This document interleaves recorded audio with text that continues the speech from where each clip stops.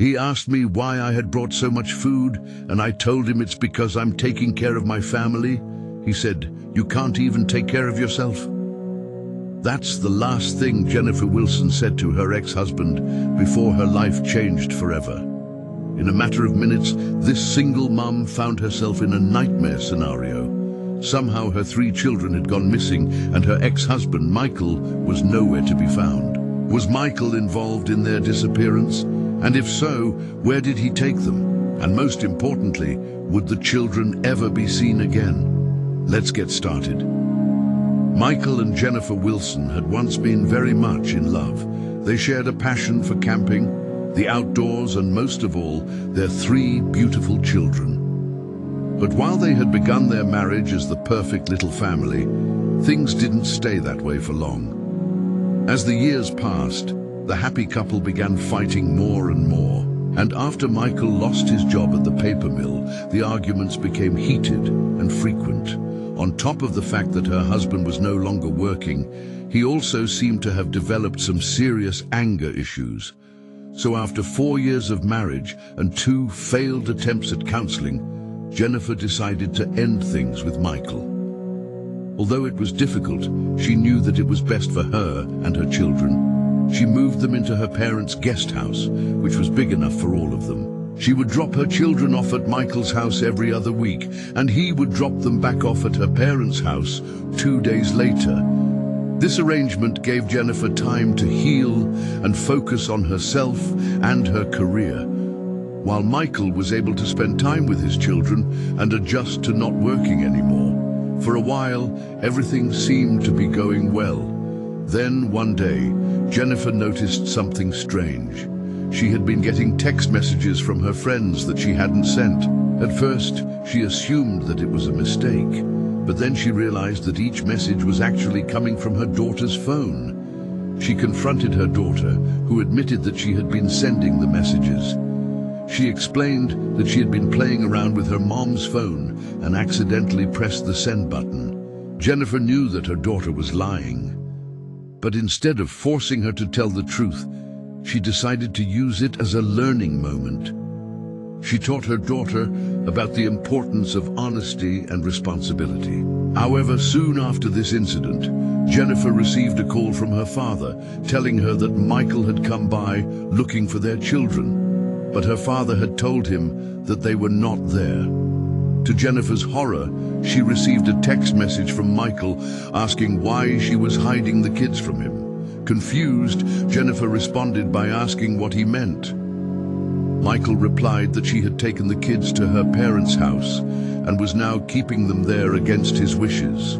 Stunned, Jennifer quickly texted back explaining that her parents had given her permission to keep the children and that she would make sure they stayed with her until their divorce was finalized. She hoped that this would put an end to the argument.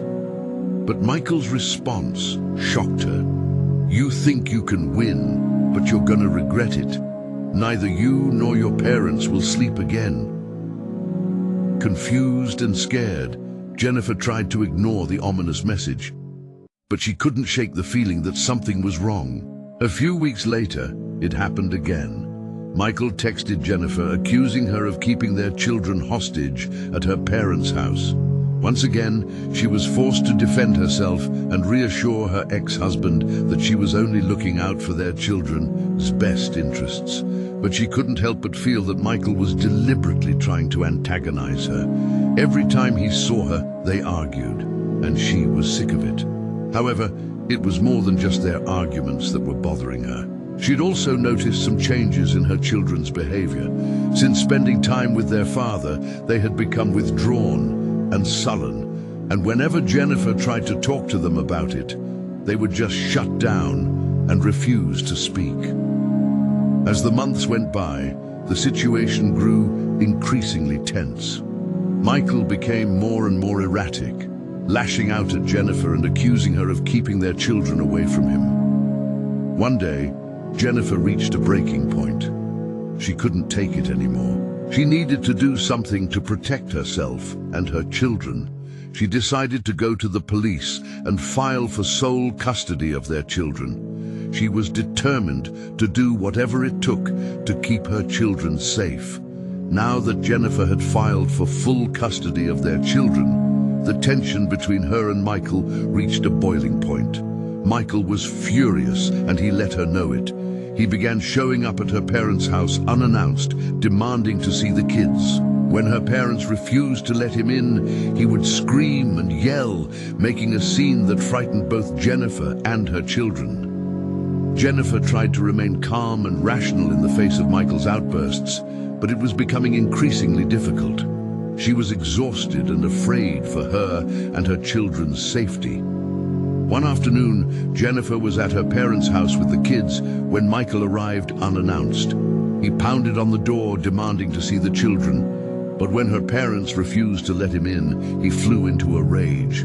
He began kicking the door and screaming at the top of his lungs. Jennifer's young children were terrified and began crying. She knew that she had to do something to stop Michael and protect her children.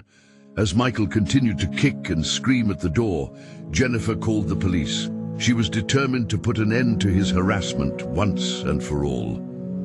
When the police arrived, they arrested Michael and charged him with harassment and trespassing. Finally, Jennifer felt that her children and she could breathe a sigh of relief. She knew that Michael would be locked up and she could finally get on with her life, but she couldn't have been more wrong. To Jennifer's shock, Michael was released from jail the next day. He had managed to post his bail and was back on the streets. But Michael was not the same man that had been arrested. He was now filled with rage and vengeance. Jennifer could feel it in her bones. The day Michael was released from jail, he sent Jennifer a text message that read, "You won this round, but I will take my revenge on you. You and your parents will pay for what you have done." Jennifer ignored the message, hoping that Michael would eventually calm down. But as the weeks went by, the text messages kept coming. They were angry, threatening, and terrifying. Jennifer began to feel trapped in her own home. She couldn't even step outside without fearing that Michael was watching her, waiting for his chance to strike. Michael's threats escalated, and Jennifer knew that she had to do something. She contacted the police, but they told her that there was nothing they could do unless Michael actually carried out his threats. Jennifer was desperate. She needed to protect herself and her children, but she didn't know how. One evening, Jennifer was at her parents' house when she received a text message from Michael. "You and your parents should leave town now." Jennifer was terrified. She knew that Michael was serious and that he was capable of anything. She called the police, but they told her that they were too busy to respond to a text message. Jennifer was on her own, and she knew that she had to act fast. She packed a bag for herself and the kids and headed to a hotel. She was determined to protect her children, and she wouldn't let Michael destroy her life. In the end, Jennifer was able to secure sole custody of her children and move on with her life. But the experience left her traumatized, and she'll never forget the fear and uncertainty that Michael caused her and her family. If you've ever been in a similar situation, please reach out for help. There are resources available to support you and protect you from harm. Remember, you are not alone, and there is hope for a brighter future.